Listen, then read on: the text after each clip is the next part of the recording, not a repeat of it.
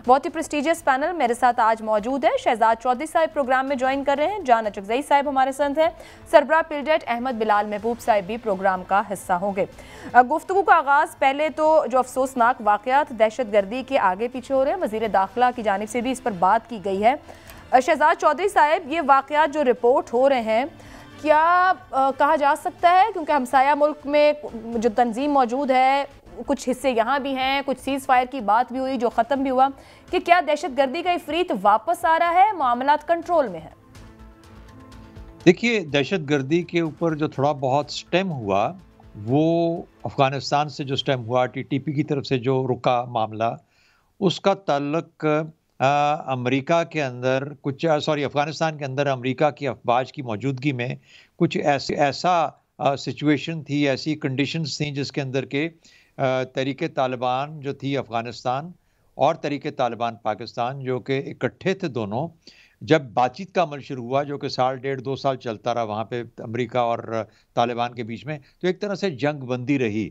उस जंग बंदी के अंदर जो कि तहरीक तालिबान पाकिस्तान, तहरीक तालिबान अफ़गानिस्तान के साथी थे, वो भी उसका हिस्सा रहे और एक मैनेज्ड कंट्रोल हो रहा इन लोगों के ऊपर।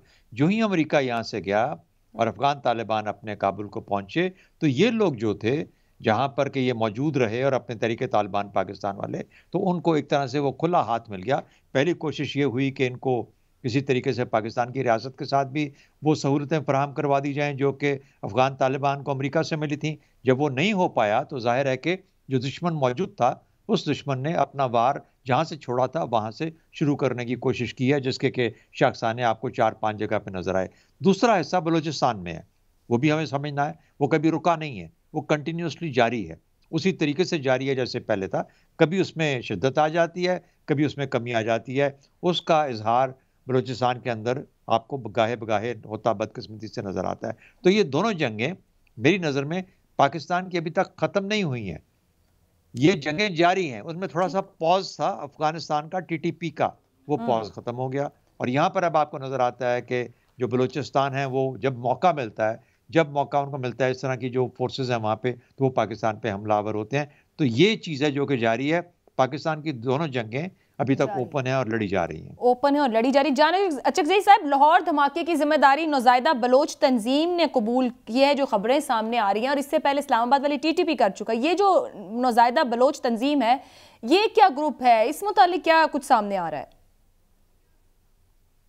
देखिए, नाम तो ये बहुत कोई भी नाम रख सकते हैं, लेकिन ये जो नया ग्रुप है, ये वो जो लीडरशिप इस वक्त बाहर एग्जाइल या जलावतन बैठी है, उनके और जो नई नस्ल के दरमियान एक इख्तलाफ राय है। अब वो उनको नहीं मानते, लिहाजा ये ऐसे ग्रुप्स हैं जिनका फंडिंग पे, हथियारों पे और बहुत से वसाइल के लिए एक जंग भी है इनके अंदर भी। तो जहाँ पे माजी में जो सरदार नवाब बैठे हुए थे यूरोप में, उन्होंने लॉन्च किया था, अब वहां पे जो और हॉस्टाइल एजेंसीज हैं वो भी उनके ऑर्गेनाइजेशंस में घुस गई हैं, जिसके नतीजे में नए ऐसे लोग पैदा हो गए हैं, नए ग्रुप्स पैदा हो गए हैं, जिन्होंने अपने आप को ऑफर किया कि उनसे हम अच्छे तरीके से दहशतगर्दी की इस मुहिम को आगे बढ़ा सकते हैं। और इनको आप सबको मालूम है कि इनकी फंडिंग के लिए जो वसाइल दरकार है वो हमारे हमसाया ममालिक फाइनेंस करते हैं, बिलखसूस इंडिया फाइनेंसियर है। अब ये फाइनेंस की जंग है और इसलिए मैं इसको कहूंगा एक डेस्परेट कोशिश है,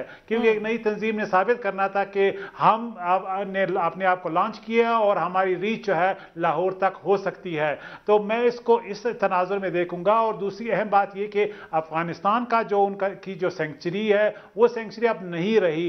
इस तनाजुर में भी इन्होंने एक कोशिश करना था कि यह साबित हो कि नहीं, आज भी हम जिंदा हैं, आज भी हम एक बहुत बड़ा हमला कर सकते हैं, जो मीडिया पिक करेगा और मीडिया इसको डिस्कस करेगा। इसलिए टाइमिंग और लोकेशन को बहुत एहतियात से चूज किया गया है। ठीक है। शहजाद साहब, आपने ऊपर कहा कि जंगें जारी हैं, लेकिन जाहिर बात है मुल्क को, माशरे को स्टेबिलिटी दरकार होती है। हम लड़े हैं दहशतगर्दी के खिलाफ, एक तरफ ये दहशतगर्दी के वाकयात, दूसरी तरफ टीटीपी इनकी जिम्मेदारी कबूल करा है, खासतौर पर जो इस्लामाबाद वाला था। वज़ीर दाखिला शेख रशीद अहमद ने जो पार्लियामान में बात की है और जो उन्होंने अपने पिछले 2 दिन में जितनी भी गुफ्तगू की, वो कहते हैं टीटीपी के साथ पाकिस्तान के आईन और कानून के अंदर रहते हुए मामलात तय करना चाहते हैं। क्या किस हद तक पाकिस्तान के हाथ में है ये मामला तय करना, या क्या ऑप्शंस मौजूद हैं कि हम इनको खत्म करें ताकि मामलात आगे बढ़े, वहां भी स्टेबिलिटी हो, खित्ते में भी स्टेबिलिटी हो, हमारे पास भी स्टेबिलिटी हो?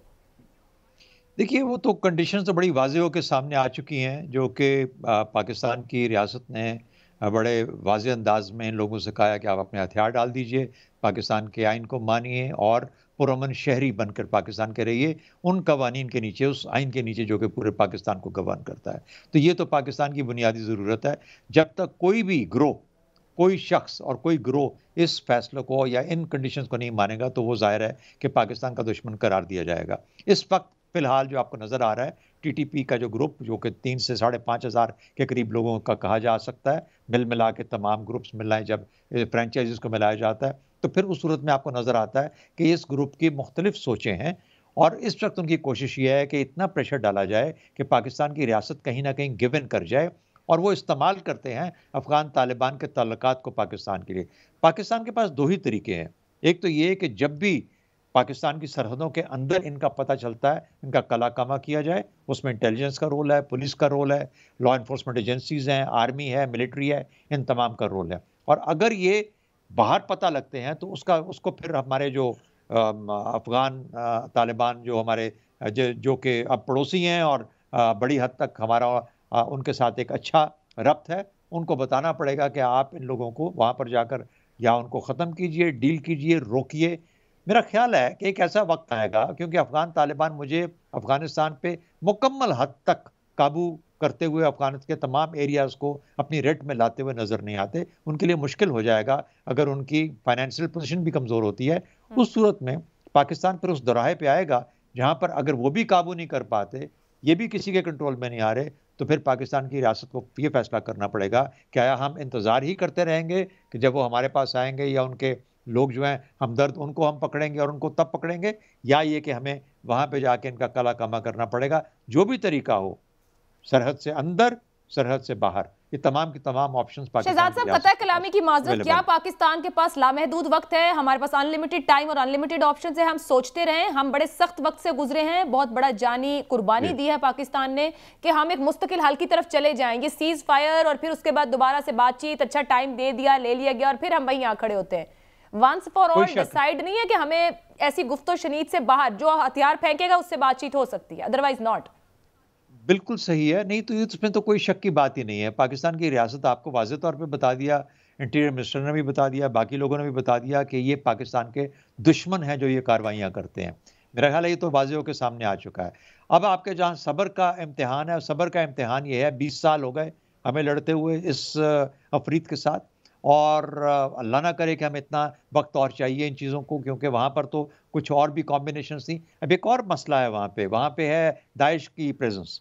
अब ये जो ग्रुप्स हैं टीटीपी के, इनका और दाइश का क्या आपस में ताल्लुक कायम हो सकता है? ऑलरेडी इस किस्म की ये इंफॉर्मेशन है कि अच्छा, कहीं ना कहीं पे ये लोग जब टीटीपी को हारता हुआ देखते हैं या रियासत के साथ काम अपना मामला ठीक करते हुए देखते हैं, तो फिर उस तरफ को जाते हैं। तो पाकिस्तान के लिए जंग अभी जारी है कि अल्लाह करे जल्दी ख़त्म हो जाए, लेकिन ये सब्र वाली बात है और सब्र की जंग है। इसमें इंतज़ार करना पड़ता है, इंटेलिजेंस बेस्ड होती है, इसके अंदर जल्दी वाला काम नहीं है। आप आइडेंटिफाई नहीं कर सकते कि जिस तरह दुश्मन एक ग्रुप में कहाँ बैठा है। हाँ, जब हो जाए तो उसको ख़त्म कर देना चाहिए, लेकिन होता बहुत कम है।